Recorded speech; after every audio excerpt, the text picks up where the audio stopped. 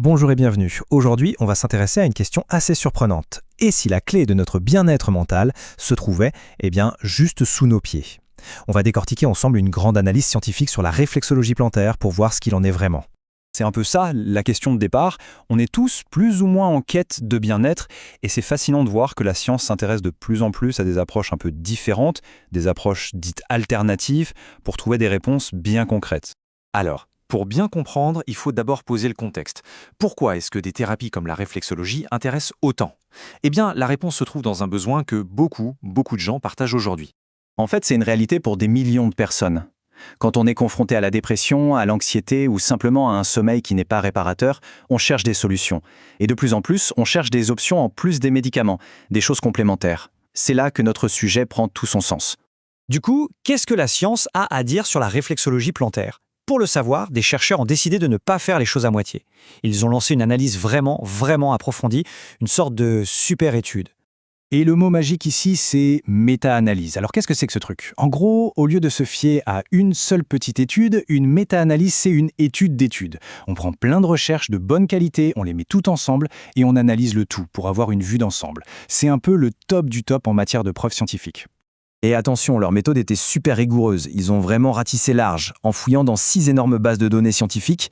À la fin, après un tri très sévère, ils n'ont gardé que le meilleur, 26 études considérées comme vraiment solides sur le sujet. Et là, voilà le chiffre qui change tout.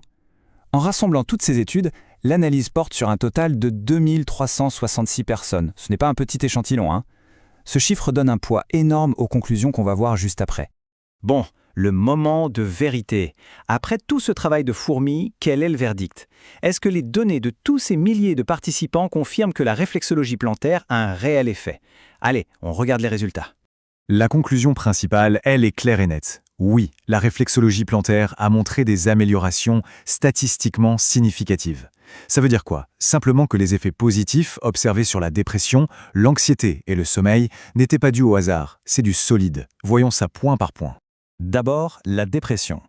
La méta-analyse a clairement montré que les séances de réflexologie plantaire ont mené à une vraie amélioration, une amélioration notable des symptômes dépressifs chez les adultes. C'est un premier point très fort. Ensuite, l'anxiété. Et là aussi, même constat, ce qui est évidemment un point hyper important. Les personnes qui ont bénéficié de la réflexologie ont vu leurs symptômes d'anxiété baisser de façon nette par rapport à ceux qui n'ont rien eu. Une des explications, c'est que ça activerait la réponse de relaxation du corps, un état de calme profond qui vient contrer les effets physiques du stress. Et pour finir, le sommeil. C'est peut-être sur ce point que l'effet est le plus impressionnant. Les chercheurs ont observé une amélioration vraiment très nette de la qualité globale du sommeil. Le trio dépression, anxiété, sommeil semble donc vraiment être positivement impacté. Ok, donc les résultats sont positifs, c'est une bonne nouvelle. Mais on peut peut-être aller un peu plus loin. À quel point ça marche exactement? Allez, on va creuser un peu les chiffres. Ce graphique, il est super parlant. C'est très simple. Plus la barre est grande, plus l'effet positif est important. Et là, on voit tout de suite que l'impact le plus fort, le plus massif, c'est sur la qualité du sommeil. Juste après, on a l'anxiété, puis la dépression, avec des effets significatifs aussi. Mais attendez, ce n'est pas tout. En allant chercher encore plus loin dans les données, les chercheurs ont mis le doigt sur un détail super intéressant. Un détail qui concerne spécifiquement le sommeil. Voilà ce que dit l'étude mot pour mot. Pour le dire plus simplement, plus les séances de réflexologie duraient longtemps ou plus elles étaient fréquentes, plus l'amélioration du sommeil était grande. C'est un peu comme un médicament en fait, il y a une sorte de relation dose-effet. C'est une info capitale. Bon, on a vu les données, les chiffres, les petits détails, mais au final, concrètement, qu'est-ce qu'on retient de tout ça?